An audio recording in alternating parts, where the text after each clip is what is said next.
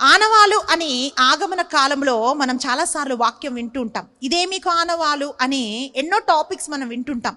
కానీ ఈరోజు మనం ఏం ప్రార్థన చేయాలంటే, ప్రిలరా, అయ్యా నా జీవితం, నా కుటుంబం ప్రభువు నాలో పుట్టాడు అనేదానికి నేను ఒక ఆనవాలుగా ఉండాలి ప్రభువా అని మనం ప్రార్థన చేయాలి. యెషయా గ్రంథము 58వ అధ్యాయము 11, 12 వచనాలు ఇలా తెలియజేస్తూ ఉన్నాయి. ఎప్పుడైతే క్రీస్తు మనలో పుడతాడో మనం ఎలా ఉంటామంట? మీ జనులు బహుకాలము నుండి శిథిలముగానున్న గృహములను పునర్నిర్మింతురు.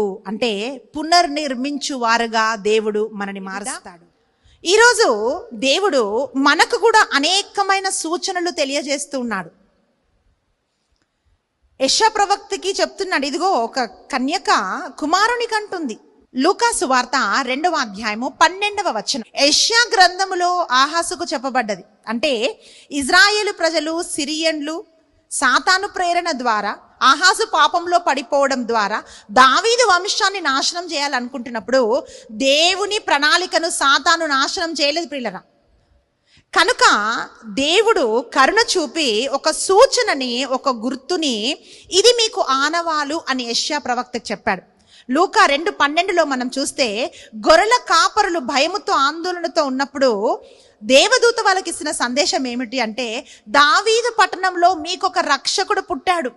దానికి ఆనవాలు ఏంటి అంటే, పొత్తి గుడ్డలతో చుట్టబడి పశువుల తొట్టిలో అతను పరుండబెట్టబడును, ఇదే ఆనవాలు, ఇదే గుర్తు అని చెప్పి సందేశాన్ని మనం చూస్తున్నాం. ప్రియులరా, ఆహాసు రాజు దేవుడి నుండి వైదొలిగిపోయాడు.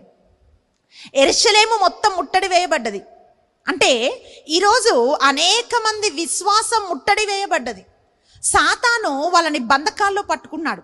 విశ్వాసంలో లేకున్నట్లాంటి ఒక స్థితిలో మీ కొరకు ఒక రక్షకుడు పుట్టాడు అంటే ఆ రక్షకుడిని చేరుకోవటానికి మనుషులు ఇష్టత చూపటం లేదు. అందుకే వాక్యం ఏం పలుకుతుందంటే, శిథిలముగా ఉన్న గృహములను మీరు పునర్నిర్మింతురు, మీరు పూర్వపు పునాదుల మీదనే ఇండ్లు కట్టుదురు, ప్రాకారములను మరలా కట్టువారుగను శిథిల గృహములను పునర్నిర్మించువారుగను పేరు తెచ్చుకుందురు. Praise the lord.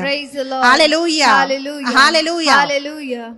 చాలా మంది ఏంటి తెలుసా అండి, అంత బాగున్నప్పుడు బాగుంటారు, అన్ని పనులు చేయటానికి ఇష్టపడతారు. కానీ క్రీస్తు మనలో ఉంటే పాడైపోయిన దాన్ని బాగు చేసే ఒక కృప క్రీస్తుని కలిగిన వాళ్ళు కలిగి ఉంటారని వాక్యం పలుకుతోంది.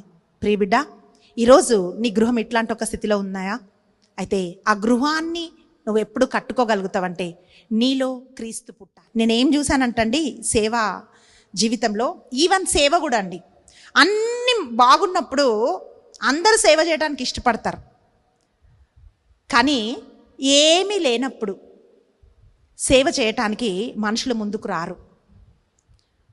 ప్రియబిడ్డ, అభిషేకం ఏమిటి అంటే, ఏమి లేకపోయినా నువ్వు ఎక్కడ నిలబడతావో అక్కడ పునర్నిర్మించే ఒక వ్యక్తిలాగా దేవుడు నిన్ను చేస్తాడు. ఆమేన్. ఎక్కడ నువ్వు ఉంటావో అక్కడ అనేకులకు ఆశీర్వాదకరంగా దేవుడు చేస్తాడు. ఇదే క్రీస్తు నీలో ఉన్నాడు అనేదానికి ఆనవాలు ప్రియబిడ్డ.